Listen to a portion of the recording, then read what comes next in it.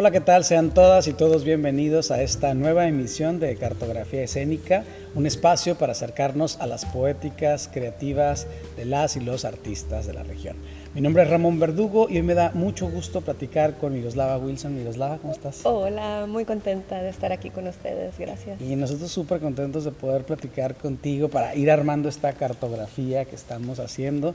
Miros, viene siempre para mí hay una pregunta obligada de cómo se acercaron primero al teatro, a la danza, sí. Pero en tu caso va a ser, tu acercamiento fue durante o después. Te voy a decir por qué, porque me llama la atención que además del trabajo que has hecho en danza, que ha sido muy fuerte, muy prolífico, también tienes una preparación, ¿no? En otros terrenos, incluso con una especialidad en ciencias marinas. Entonces, ¿qué fue primero? ¿Se fueron dando? ¿Cómo fue ese inicio? ¿Cómo te acercas a la danza?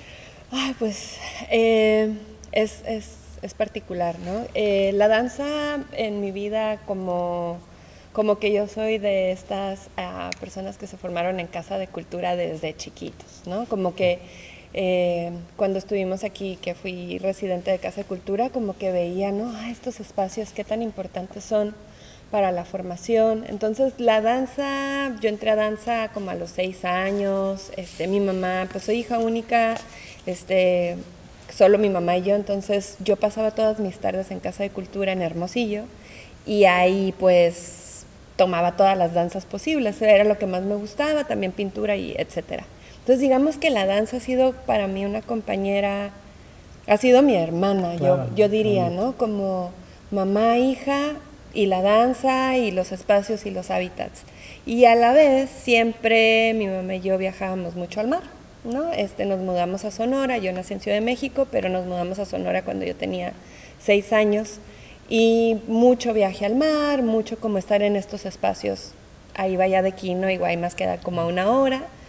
Y te digo esto porque creo que estos dos entornos, la danza y el arte, la danza y el mar y como toda la parte como del hábitat, siempre estuvieron en mi infancia.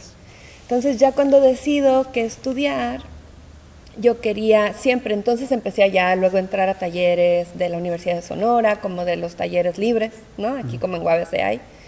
Y como que nunca me vi a mí misma dedicándome profesionalmente como bailarina, ¿no? Como que muchas personas dicen, yo quiero ser un bailarín, claro, yo quiero ser un actor, una actora, bailarina. Yo la verdad yo me veía como bióloga, como buza, me veía como activista del medio ambiente y el sueño de ser bailarina apareció para mí casi cuando ya estaba estudiando mi primera carrera profesional, que fue ingeniería, que era como un medio para yo poderme ir a otros lugares a estudiar biología o cenología, ¿no? Para mí era como una plataforma de trabajo y en ese inter apareció la posibilidad, la visión, la Escuela Profesional de Danza de Mazatlán, me dijeron, oye, ven, audiciona, etcétera, ¿no? Entonces, digamos que fue primero en mi vida simultáneo, mar y danza, ¿no? Claro. Biología, danza, en cosas como de talleres. Profesionalmente, primero estudié ingeniería y luego al mismo tiempo me fui a la carrera profesional de danza en Mazatlán y a estudiar una maestría en biología marina. No logré hacer la carrera, pero apliqué, hice toda una disertación de por qué una ingeniera tenía que estudiar biología y esta separación de las disciplinas como a veces hacen daño a las perspectivas sociales, ¿no? Sí. Como toda esta supraespecialización. Entonces fue a la vez la maestría en biología marina y la carrera en danza profesional al mismo tiempo. En el año 2000 entré a las 2. En la mañana iba una y en la tarde iba otra. Y que bueno, de alguna manera creo que me parece muy interesante lo que dices sobre estos espacios y hábitats en los que estuviste, ¿no? Del mar y las casas de cultura, porque al final del día confluyeron, o sea, confluyeron en una experiencia que después profesionalmente se concretó. Claro. Y también me hace pensar en algo que ahorita decías de cuando fuiste residente de Casa de Cultura, qué importancia de estos espacios, ¿no? O sea, qué importantes son estos espacios que más allá de tener en una programación cursos para que exista una oferta, que son espacios que no sabemos para cuántas niñas, cuántos niños, para cuántos jóvenes, para cuántos adultos incluso, se convierten en un aliado, en una hermana, Me gustó mucho eso que decías de una hermana, ¿no? Se convirtió en una hermana. se convirtió en una herramienta, en una actividad, en un momento que pasabas contigo y con la danza. Claro, y el entorno, o sea, siendo yo o sea, yo no teniendo un entorno sanguíneo muy extenso donde vivíamos, esos espacios eran mi familia, eran los entornos donde me acuerdo que yo terminaba de hacer las tareas de la escuela así, en cuanto me las dictaban, para poder tener tiempo toda la tarde. O sea, no era ninguna obligación, yo entraba, me acuerdo, a las 3 de la tarde y mi mamá pasaba por mí hasta las 7. No estaba como en casas con la tía, la abuelita o en el videojuego, ¿no? Estaba ahí tomando todas las clases, ¿no? Y realmente fue como así, yo lo recuerdo así con un montón de felicidad. Claro. Era un espacio casa, ¿no? Sí. Era un espacio casa que acogía justo momentos que de alguna manera después se traducen. Y pienso ahora también en eso, ¿no? No sabemos quién en esa casa de cultura está tomando clase, que en 20 años lo vamos a ver 100%. creando, lo vamos a ver generando, la vamos a ver siendo una coreógrafa, una bailarina, una actriz, etcétera, una pintora. Entonces eso me parece que es muy, muy importante. Subrayemos las casas de cultura. Sí, qué importancia, qué importancia de esos espacios que muchas veces, que tristemente solamente llenan la agenda y que no vemos la importancia de ellos, ¿no? Son así semilleros, son espacios de intervención social, son espacios educativos, son espacios donde se puede trabajar muchísimo a nivel social en muchos estratos y también desde varios estratos de la comunidad, ¿no? Claro. Llegan ahí. Confluyen, sí, es un espacio donde se confluye. Mira, ¿y cómo es después que llegas a la escuela de Mazatlán, ¿no? ¿Cómo cambió en algo, digamos, ya tenías un acercamiento de varios años, ¿no? Desde pequeña en la danza, llegas y te encuentras con el mundo de la danza de una formación profesional? ¿Cómo fue esa transición, esa evolución? Claro, yo así, ¿cómo fue? Pues fue sí, me acuerdo la sensación, yo tenía 21 años y me acuerdo la sensación de súper valentía, ¿no? Porque era como algo muy atípico. O sea, yo ya había estudiado ingeniería, ya trabajaba en la Ford Motor Company en una línea de producción haciendo carros, porque estaba ahorrando dinero, ¿no? Estaba ahorrando dinero para poderme ir y bailar y bucear, ¿no? Así profesionalmente. Y realmente me hacía muchas preguntas, ¿no? Como en términos de qué seguridad personal de corazón necesitas para emprender un camino profesional en las artes. ¿Cuáles son las referencias cuando nadie cercano a ti necesariamente se dedica a eso? Entonces las referencias son los grupos profesionales. En mi caso fueron grupos muy puntuales, profesionales, que yo vi que eran grupos, que eran compañías, que estaban felices, que hacían lo que hacían con tremenda entrega y que sus obras me gustaban muchísimo. Particularmente la compañía Antares de Hermosillo, una compañía antes de ellos que se llama Trusca, y Delfos Danza Contemporánea, ¿no? Y 100% yo iba a Ciudad de México a tomar clases, me iba los veranos así en el Inter, que ingeniería, y ahí como macha, y me metí a sus clases. Entonces un maestro me dijo a mí: Miroslava, ve a audicionar, vamos a abrir una escuela, nos vamos a ir. Entonces dije, si ellos, que tienen toda su vida hecha, se están movilizando de Ciudad de México a Mazatlán a formar una escuela, y estos bailarines, coreógrafas, que admiraba mucho, admiro todavía, por supuesto, fue como fue como, me voy a regalar eso. Y aún así tenía miedo, o sea, tenía miedo porque no necesariamente hay como un entorno que te legitimiza, claro, como el bailarín o la bailarina que podría ser, o coreógrafa. Es algo que todo el tiempo uno se está convenciendo a sí mismo, ¿no? Entonces, cuando ya me aceptaron en la escuela, cuando sí entré a la UNAM, a Biología Marina, a la maestría, cuando conseguí ciertas becas claves como CONACYT, ¿no?, para hacer mi tesis, y fui como logrando armar una forma de hacerlo, fue pues realmente como si estuviera viviendo un sueño para mí, ¿no? Claro. Y en el mar, rentando un departamento ahí cerca de Olas Altas, es como estar en un retiro de arte y de investigación científica. Para mí lo fue. Entonces fue muy confrontador por un lado, porque me fui a la primera vez que vivía sola, me mudé de mi, digamos, mi casa, ¿no? Y ya de ahí ya no volví, o sea, a los 21 años me fui de Hermosillo y ya no volví, como a vivir o algo así, Claro. ¿no? Y es el entorno de la escuela, pues es la Escuela Profesional de Danza de Mazatlán, ya pues conocemos a muchas bailarinas, coreógrafos que hemos egresado de ahí, pero realmente pues lo que viví ahí fue así esencial, vital, ¿no? El espacio de poderte enfocar. Claro. Y de estar como desde una visión, una vida independiente, como pues vivía sola, rentaba un departamentito, o sea, todo esto hace como que ¿qué puedo decir? Como el centro que te define, que te hace la voz artística, como que se aclara, se pone nítido, como lo estoy haciendo. Lo estás haciendo, sí, lo estoy haciendo. Se fortaleciera, ¿no? Ajá, como se un asunto habla. de fortalecer. Entonces fue eso, mucho diálogo interno y pues obviamente aprender como esponja. Claro. Y además como bióloga estudiaba las esponjas, entonces era como, sentía así que uno se pone como, ¿no? Como muy vulnerable y a la vez súper abierto. Muy importante esa escuela también, creo, la de Mazatlán. La de Mazatlán. Sí, y que va a cumplir 25 años. Y fíjate, me parece que además de, ¿no? de como dices, del trabajo y la disciplina que evidentemente implica un trabajo de esa naturaleza, ¿no? de estar aquí, estar haciendo acá, independientemente de que es un gozo, me parece que mencionas un punto que es muy importante y que tiene que ver con esta valentía, ¿no? De a veces de no solo de cambiar, de decir, a ver, ya tengo esto, voy a cambiar lo otro, sino que también tiene que ver con una cosa de pasión, ¿no? Que me parece que eso es fundamental, Claro. sobre todo veo de repente en trabajos de talleres de jóvenes de preparatorias, o en las mismas aulas universitarias, ¿no? Que no como la falta de pasión me es inconcebible. O sea, Claro. te escucho y digo, claro, la valentía y la pasión son lo que nos da el empuje para tomar decisiones como las que tomas. Sí.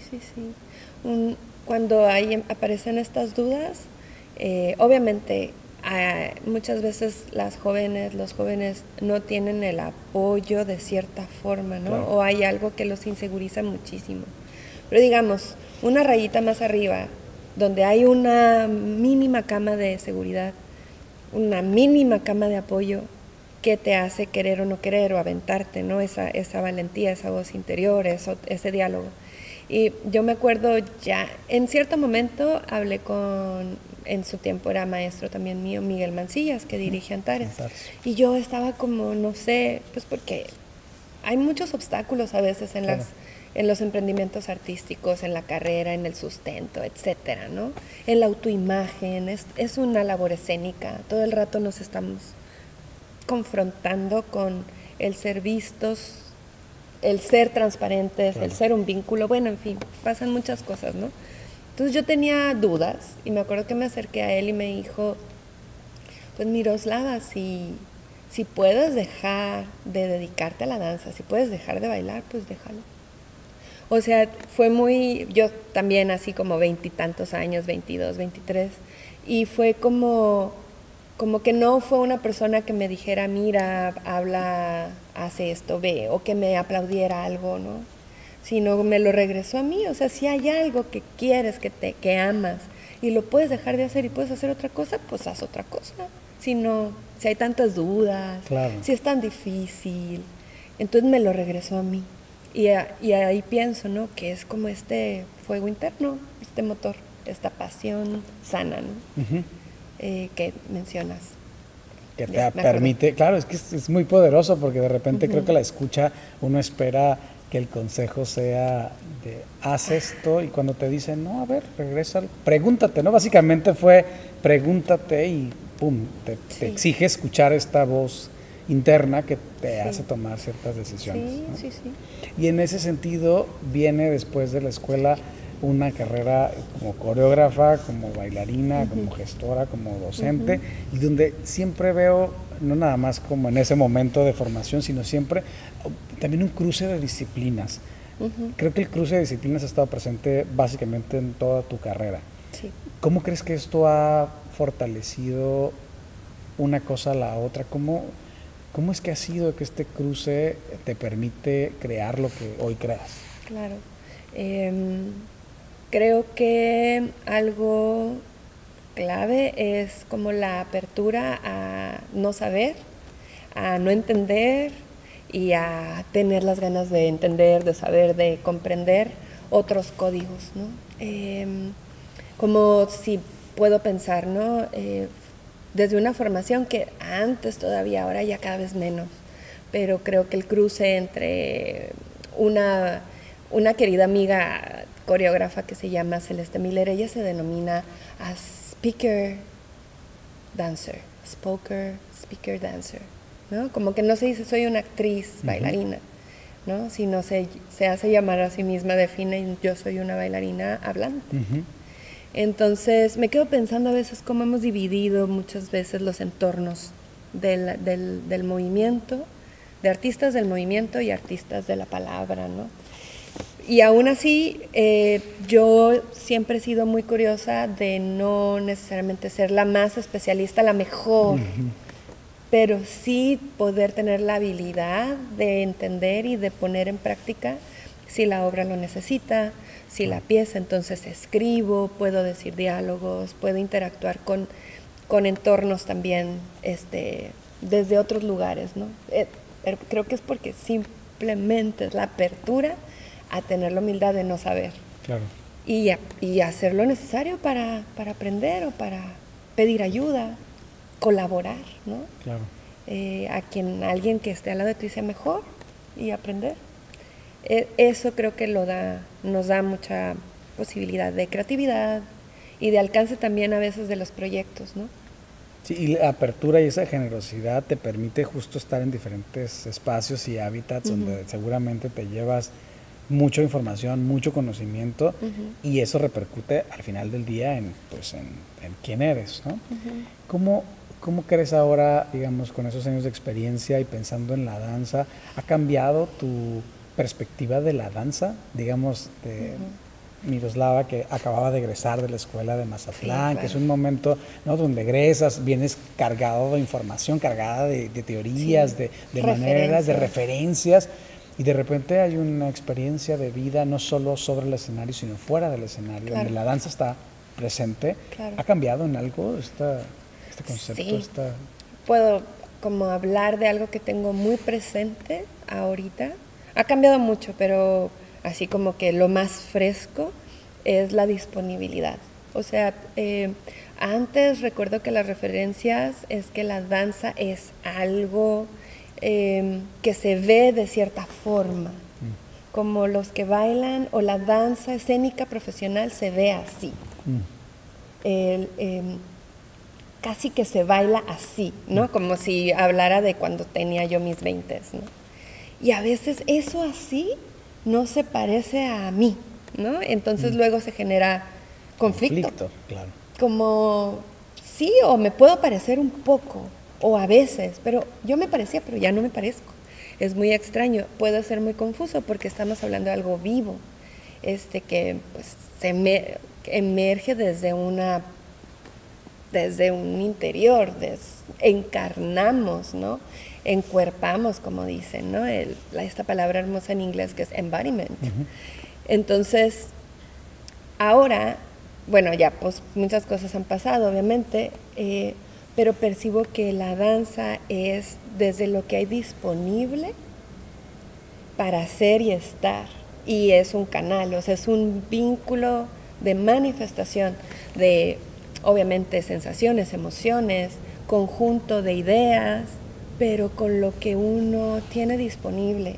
Y entre más disponibilidad tienes, pues hay obviamente más rango. Claro. Más rango, pero no por eso lo que no está tan disponible queda como fuera. Es parte, ¿no? Es parte de lo que tenemos para componer.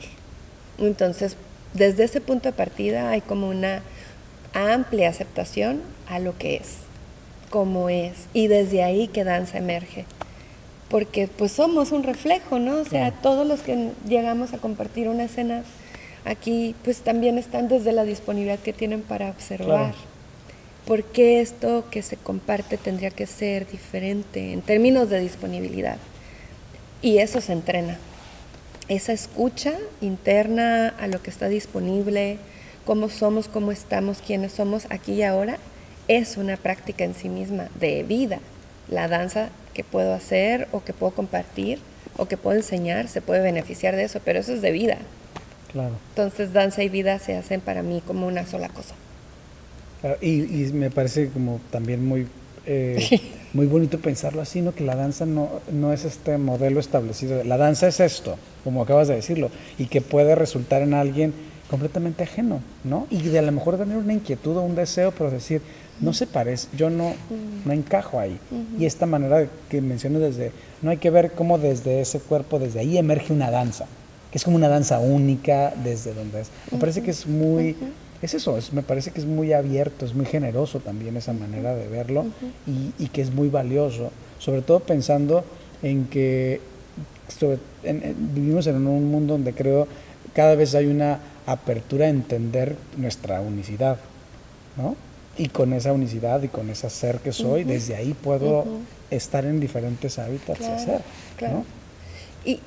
Y eso, esa claridad se afina. O sea, eso que emerge y que aparte está cambiando porque estamos vivos, claro, ¿no? Ese ser bailante, este ser que como medio de expresión también danza, claro, y compone y lo utiliza como un código, se puede afinar, porque entonces eso con lo que se tiene disponible, pero ¿qué quiero decir? O me doy cuenta, lo que quiero decir es esto emergió. ¿Cómo lo puedo decir más preciso? Claro. ¿Cómo de lo muy general puedo ser específico? Que eso es una herramienta escénica de composición, en todas las artes de composición está, ¿no? De lo general a lo específico, claro, igual en la danza. No porque sea todo abierto, es que todo es. Todo lo que está disponible, pero para después llegar. Porque al final es un gesto, ¿no? Al final hay una hora. Al final hay que tomar decisiones. Al final, ¿no?, hay que tomar decisiones. Y en ese sentido, ese afinar es donde viene un proceso de herramientas, metodologías, etcétera, ¿no? ¿Cómo ha sido tu proceso en esa inmersión en la cantidad de herramientas y de estilos, de técnicas, ¿no? Porque si luego yo pienso en danza, ¿no? Y pienso en diversidad, claro, ¿no? Una gran diversidad.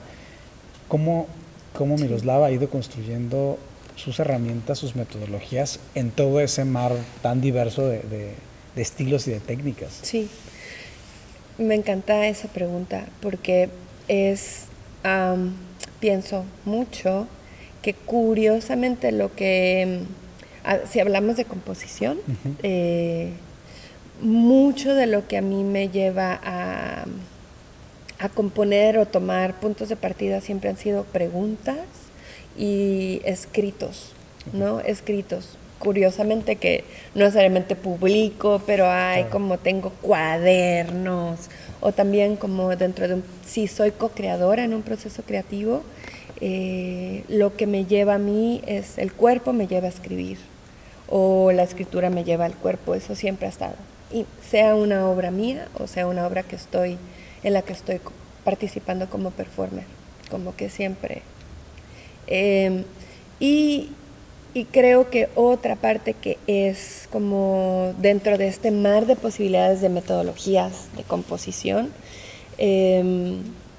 creo que hay una parte que es la improvisación, como un mar justo de darme cuenta que está disponible, que está hablando, esta integración de mente, cuerpo, energía, y después observar, como recordar qué fue lo más, cómo distinguir qué fue lo que te hizo estar, en qué momento estabas más conectada, más conectado, en qué momento encontraste algo que tú sabes fue un momento de revelación, un aha moment, algo que subrayas, pero desde la improvisación, no tanto como desde cómo quiero que se vea algo. Eso es algo como que está ahí ya desde hace tiempo, ¿no?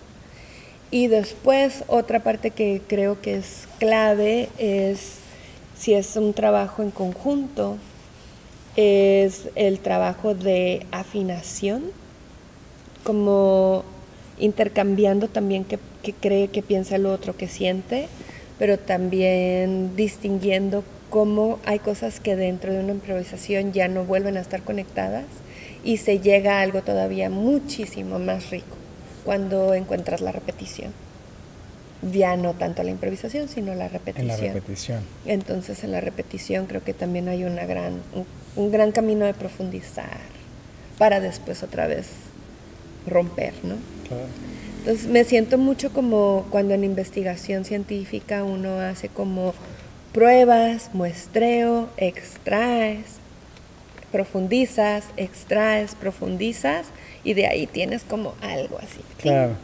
Y lo demás queda ahí y también es súper rico. Sí, que no caldo. Es para este momento, ajá, pero que quedó ahí en quedó el camino, escritos, ¿no? Salen otras 2, 3 ideas. Claro. O soy performer, ¿no? Porque he tenido esta vida muy rica, me gusta, de ser coreógrafa, bailarina, pero también participar claro. mucho como performer, como artista escénica, ¿no? Como bailarina. Entonces hay veces que estoy creando algo y esto que creé, que no continúo elaborando, me sirve como intérprete. Muchísimo, muchísimo. Entonces, eso. Me parece que justo esta analogía que haces con el proceso científico, es que al final hablaste como de la exploración y cómo esa exploración tiene que haber un proceso para discernir qué de ahí, pero luego de ese qué de ahí en la repetición, tiene que haber un proceso para discernir. Al final es una especie de proceso que se va haciendo cada vez más fino, pero me parece muy importante esto, que no es desde la forma, sino desde el aquí lo siento, aquí lo percibo, aquí lo intuyo, ¿no? Uh-huh. Porque no necesariamente uh-huh. es desde la forma, no es sí, de que, ay, se ve bonito y no. queda, porque en realidad estaríamos hablando de otra cosa, exacto. ¿no? Y en ese sentido, pienso que, ¿cómo es ese proceso para discernir? Y no sé si hay ingredientes como, obviamente, el conocimiento que te va dejando la propia experiencia, que alimenta cierta intuición uh-huh. creativa para decir, es esto, que porque no está en la razón, ¿no? Necesariamente, no, ¿o sí? No, o sea, pienso que hay una parte, pues que parte de también el trabajo de que trabajamos con percepción, sensibilidad y asociación de fenómenos psicosociales, ¿no? Y además trabajamos con nuestra memoria, nuestra historia, nuestra experiencia. Y además trabajamos con las relaciones interpersonales, siempre estamos trabajando en equipo, ¿no? O sea, al final hay un equipo. Entonces, percibo que al centro siempre está el afinar nuestras sensaciones y percepciones. Y eso no es, o sea, no está en un libro, eso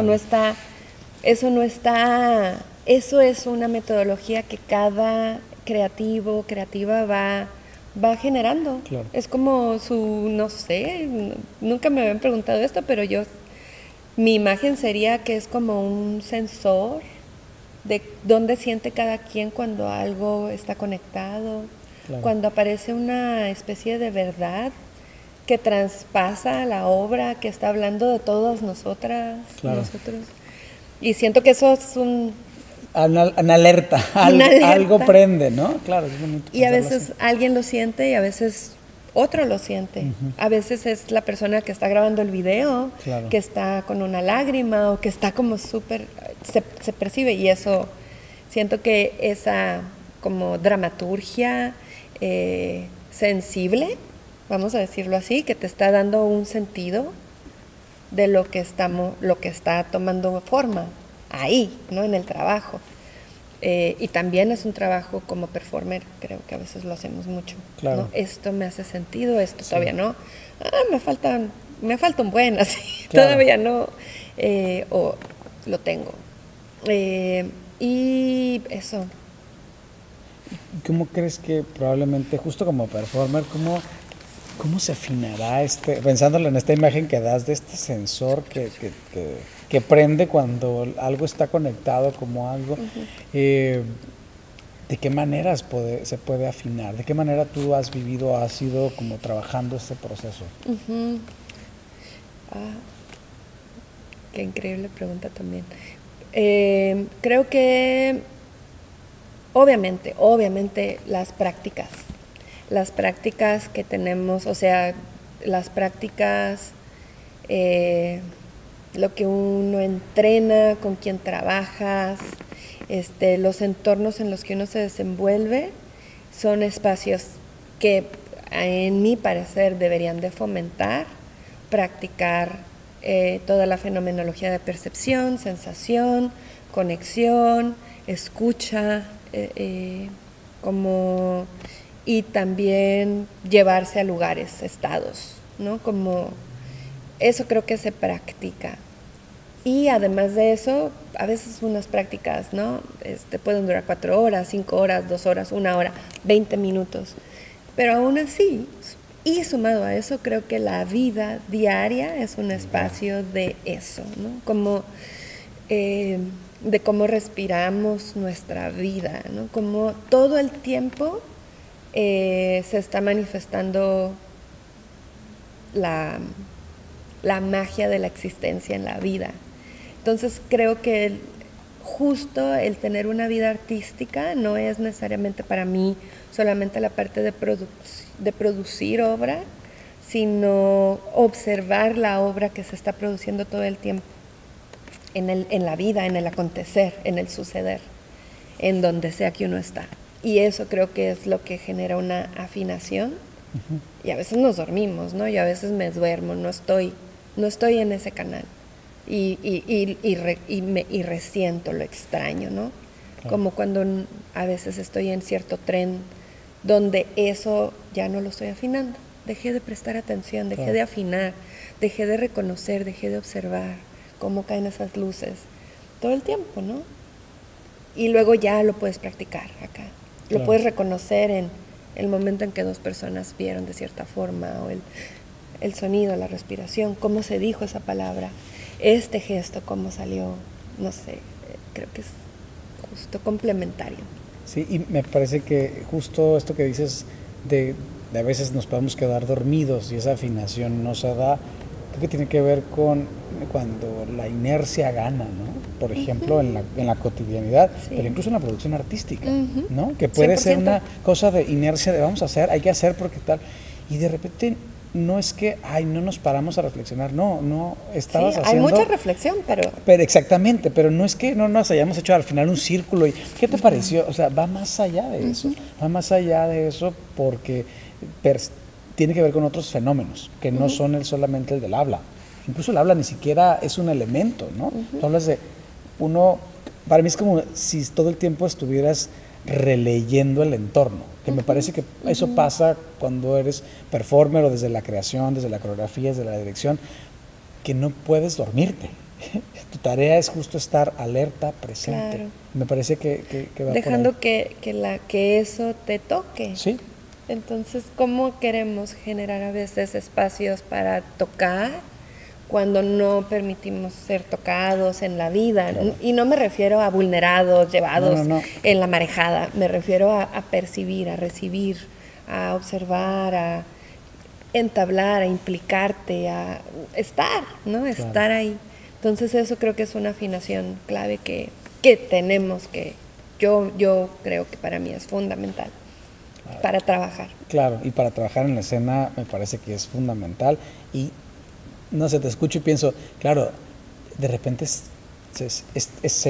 te consume mucha energía, es cansado, porque es una sensación de alerta que te consume una energía y que tal vez por eso luego en la vida diaria preferimos como decir pausa, ¿no? Porque la escena te lo debe exigir, ¿no? La escena te lo exige. Si es que quieres tener realizar un trabajo más integral que pensar solo en un asunto de mera producción, ¿no? Porque creo que eso puede ser, muy contraproducente, ¿no? Pensar en términos solo de producción, número cuantitativo. Es que es muy difícil, siempre ha sido como un gran tema, cómo se defienden los espacios de contemplación, de investigación y de profundizar. ¿Cómo defendes eso? ¿Cómo lo justificas con un presupuesto? Claro. ¿Cómo es ese espacio en sí es un espacio, siento, de una gran lucha en en justo los colores con los que se pinta el arte, ¿no? En general. Y ahora sí que en general. Como que justo son los espacios de silencio, de contemplación, de escucha, la dilatación del tiempo. ¿Cómo lo defiendes, no? Incluso en el trajín de la producción, ¿cómo defiendes? Ahorita no se va a producir, vamos a vivir el tiempo, vamos a dilatar el tiempo, vamos a ver qué pasa, vamos a dar espacio de digestión, de que dejar ser tocado por lo que acabamos de vivir. Y es tiempo vacío quizás, o no sé, depende cómo lo nombre cada quien, pero es clave. Claro, clave, y como dices, que tiene que resistir y luchar contra justo los números, los cuantitativos, ¿no? A mí, ahorita que lo dices, ¿no? ¿Cómo lo justificas en un presupuesto? ¿Cómo lo justificas en un proyecto, ¿no? En metas, ¿no? Cuando te piden, no, a mí dame números, y te dices, bueno, mándame el video. Mándame el video, ¿no? Pero hay cosas que se explican desde otros ángulos, ¿no? Que tienen otra fuerza desde otros ángulos, que creo que todavía nos falta trabajar en entender cómo esto se traduce en algo que el propio sistema a veces necesita para sus propios formularios, ¿no? Totalmente. Pero bueno, esperemos que en ese sentido las cosas se vayan transformando. Miroslava, ahorita que hablabas, justo has hablado de diferentes elementos o trabajos, herramientas que te han permitido ir creando, etcétera. Cuando enfrentas un proceso creativo, ¿hay algunas otras herramientas o momentos o etapas que dices, esta no me la puedo brincar? O sea, esto ya está. Yo sé que cada proyecto es distinto, cada proyecto te permite crear una metodología para ese proyecto, tal vez, ¿no? Propia. 100%. Pero hay etapas que uno dice, esto no lo voy a omitir. No voy a omitir algo en términos de... de tu proceso, ¿hay algo? Hay algo que, digo, a lo mejor cada vez es diferente, pero siento que a veces hay un común denominador, como que uno se cacha diciendo, volteas atrás y dices, claro, me doy cuenta que esto, como parte de una mitología personal, no lo brinco, siempre está presente. No sé si crees que hay algo por ahí que sea un común. Pues creo que casi siempre hay como en las piezas en las que he estado, no sé si por la naturaleza de las piezas que he bailado, que he creado en los últimos 20 años, que es como más o menos lo que va mi vida profesional, no como nada más estudiante, sino más profesional. Creo que se ha configurado que lo que se está creando, que está a punto de estrenarse, está como todo el día en mí, como algo muy, como si no lo puedo dejar en el ensayo y luego ya irme, sino está conmigo ese, ya sea si es ese entorno o es ese personaje o es esa investigación, y todo se permea de eso. Como es un ritual quizás, pero creo que es algo como que no lo puedo separar creo que por el tipo de trabajo, el tipo de obra. Entonces empiezo, va a sonar raro, pero empiezo a verlo en todas partes, ¿no? O sea, pienso, de los últimos proyectos en los que he estado es Water's Edge, y lo que me corresponde en la pieza es la investigación sobre una deidad azteca, que es Xochiquetzal, y que pues hablamos de diosas que han sido demonizadas en toda la historia y muchas de las culturas de la humanidad, y que realmente pues eran deidades arquetípicas que tenían un poder tremendo de sanación, sabiduría, conocimiento, pero pues eran mujeres, ¿no? O eran femeninas. Y entonces a partir de ahí como que empiezo a verlo, ¿no? Como empiezo a ver ese arquetipo, eso que está como emergiendo en la obra, en la sociedad, o empiezo a ver dónde está la Xochiquetzal de Secut. Claro. Y es como, lo disfruto un montón. Es como si abriera un libro nuevo, que ahora tengo y que ahora conozco, y que no es como que yo lo estoy haciendo, ¿no? Claro. Tengo un libro, mi imagen sería esa, y entonces ese libro lo estoy viendo en todas partes y empiezo a escribir de las hojas a ese libro, ¿no? Eso es como algo que como que no he dejado de hacer. Uh-huh. Incluso aunque sea un show, o sea, aunque sea algo de repente como pareciera más comercial, uh-huh, de todas formas, hay algo ahí que tiene que ver con... Que conecta con el afuera. Con el afuera, entonces lo empiezo a ver. Claro. O cómo esto se conecta con esto afuera. Y lo disfruto un montón. Como cómo lo que hacemos está tan conectado con lo que consideramos afuera, ¿no? Y claro, a veces que difíciles. Como, ¡hey! Tiene tanto que ver contigo. Claro.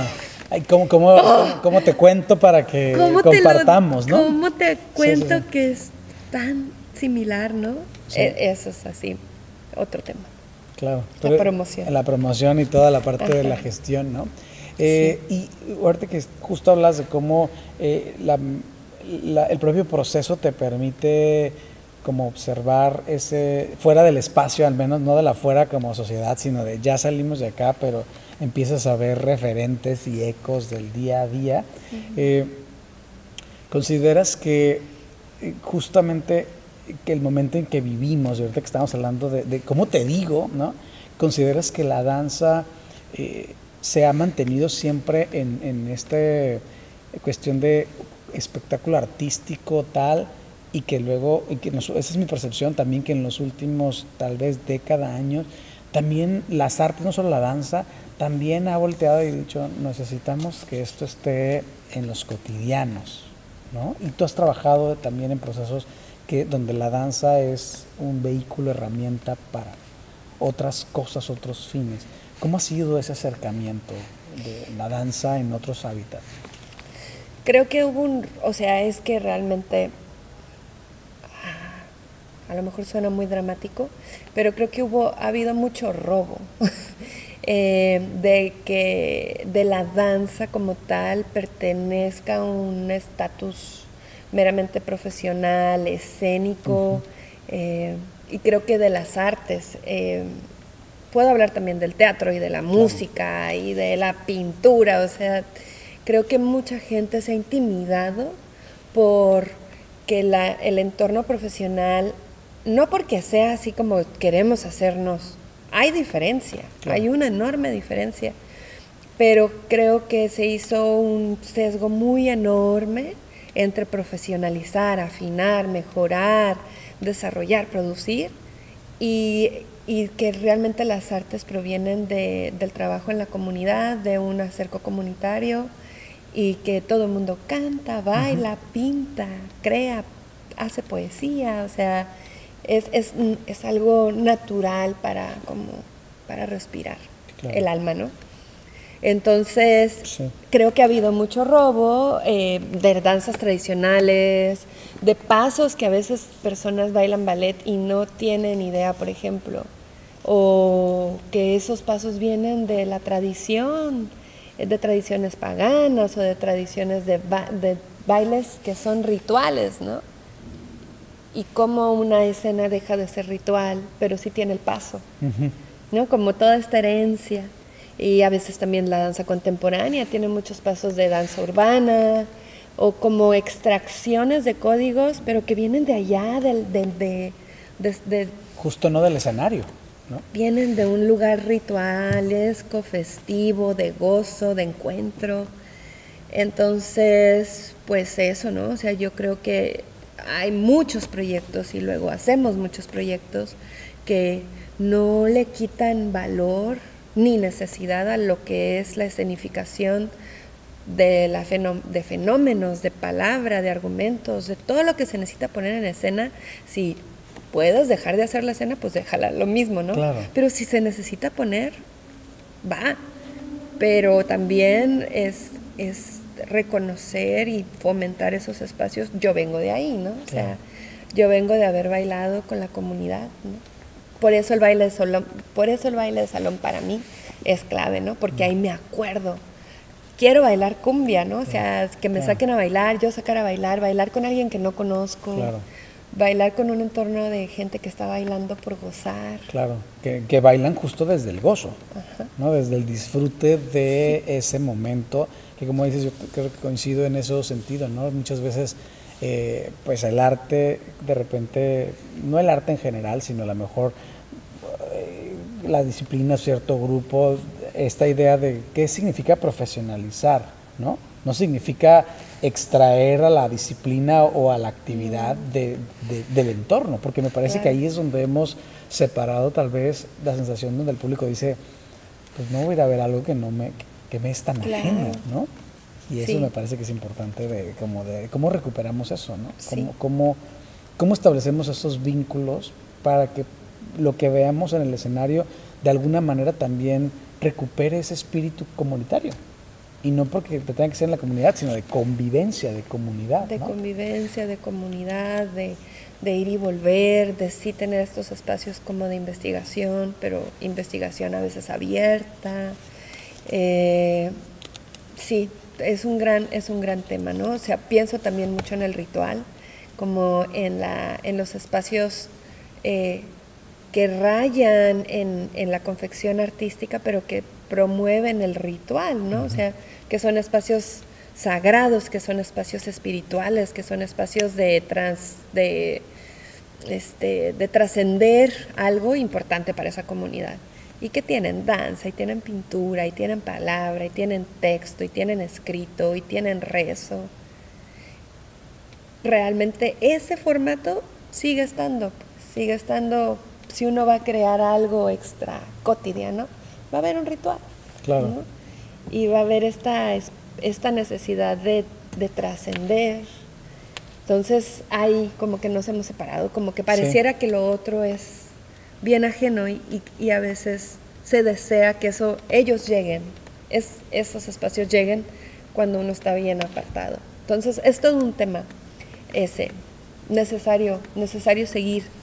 No, yo no doy así como, yo lo he hecho, yo lo logro. A veces lo he logrado, a veces no. Claro. A veces he tenido proyectos que son así, que están enlazados, y a veces digo, uy, bien enajenada, ¿no? Bien aparte, bien, no lo logré, ¿no?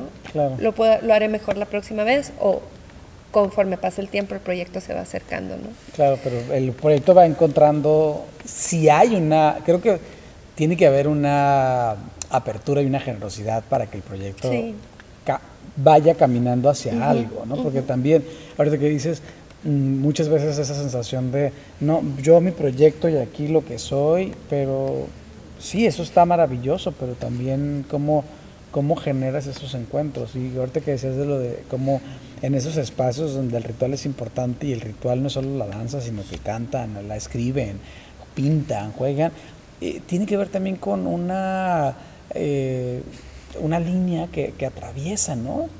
Que es transversal, y que por muchos años malamente el arte de repente quiso como encasillar, lo que decías hace rato, ¿no? Los que danzan aquí, los que hablan acá, tal. Exacto. Y los música. Y bueno, me parece que al final del día eso, lejos de generar especializaciones, nos generó distancias o brechas, ¿no? Dificultades. Y en ese sentido quisiera platicar contigo particularmente de los trabajos que has hecho, porque donde el cruce de estas disciplinas ha estado presente, ¿no? Donde ha estado, y bueno, disección, que es un unipersonal, no escapa de ello, ¿no? Es decir, se alimenta básicamente justo de eso. Cuéntanos un poco de disección. Sí. ¿Cuándo lo estrenaste? ¿Es un unipersonal? Sí. Pues lo estrenamos a principios de 2016. Es un trabajo en colaboración con la directora de escena Dora Riola, que es tijuanense, con residencia actual en Florida, en Tampa, y que emerge también con la producción de la compañía Péndulo Cero. Y este unipersonal pues fue muchas cosas. En breve, parte de un dispositivo que ella le llama Device Theater, que es una metodología de creación y composición donde tú puedes empezar de la nada, desde cero, from scratch, ella dice, ¿no? Como no tenemos un guión, no tenemos vamos a hacer esto, Y va generando, pues fue maravillosa su dirección, ¿no? Con Dora, metodologías de indagación, con preguntas, con improvisaciones, escritura, justo, escritura, dibujo, más preguntas, escritura, dibujo. Lo hicimos Dora y yo en residencias, una residencia en Florida, otra en Ensenada, otra en Tijuana, otra en Ensenada, otra en Florida, y después la última aquí para estrenar en ese tiempo. Y lo que fuimos viendo, porque al final de todo esto que se va creando, se van encontrando qué hay ahí, como si fuera justo una especie de, yo lo veía como un caldo, y el ingrediente es la vida, el ser humano, ¿no? Ella lo hace maravilloso porque quiénes somos, y empieza a indagar, y entonces empezó a ver la temática. Okay. Y la temática pues era una utopía, no puedes disectar un cuerpo vivo, no puedes comprender a profundidad a través de disectar, se disecta para integrar, ¿no? Pero realmente la disección no nos dice nada, y más de un cuerpo, la disección se genera en cuerpos sin vida. No existe la disección de algo vivo, porque necesita no tener vida para ser disectado. Entonces, ¿cómo se comprenden las capas? ¿Cómo comprendemos este mundo cebolla que tenemos, ¿no? Así. ¿Cómo indagar en la conexión de las capas? Porque cuando una cosa empieza, la otra termina y la otra comienza, y así. Entonces, digamos que empezamos a ver que en el cuerpo, no es que Dora y yo lo viéramos y no se supiera, el cuerpo es una memoria, somos como un archivo de memorias, ¿no? Y hay lugares en el cuerpo que obviamente tienen encarnadas ciertos recuerdos, memorias, sensaciones, emociones. Toda la parte de estudio somático profundiza en eso. Entonces nos dimos cuenta que estábamos teniendo una aproximación totalmente somática, que es sentir y experienciar el cuerpo como fuente de conocimiento y de comprensión. Eso es como la educación somática, ¿no? O sea, a través del movimiento y la comprensión de lo que somos en este cuerpo, podemos acceder a la comprensión de nosotros, pero también de otros entornos, ¿no? Como si esto fuera una lupa. ¿Qué vas? Y pues llegamos a esta conclusión y empezamos ya a generar un guión, que fue la pieza disección, que pasa por diferentes memorias, y que al final se agrupa, no todas las partes del cuerpo, pero al menos 5 partes esenciales que son centrales, ¿no? Que parten desde, pues sí, pies, aquí la garganta, el centro que es aquí en el agua, etcétera, ¿no? Y sobre eso se derivan muchas cosas en la pieza, memorias, sensaciones, gestos, y la misma personaje, en este caso, va integrando. O sea, como que entender una cosa, a veces es la puerta para entender otra e integrar. Como en la vida, ¿no? Que empiezas a desenvolver algo, y al desenvolverlo, esto te da la puerta a lo que sigue, pero hay que integrar. Si no, nada más es abrir, y uno queda como explosionado. Claro. Destrozado. No hay capas que van cerrando. Y después se sumó la composición musical de Axel Tamayo, que también fue como en la segunda residencia. Entonces él iba componiendo la música al mismo tiempo que se iba creando la obra, y toda la música es en vivo, también con multi-instrumentos. Y posteriormente ya vino la incorporación de proyección y de arte plástico, que es con Yunaika Martín, que es una artista plástico vive en Tecate, cubana tecatense, que también como que se integra perfectamente, y pues se reestrenó justo post pandemia.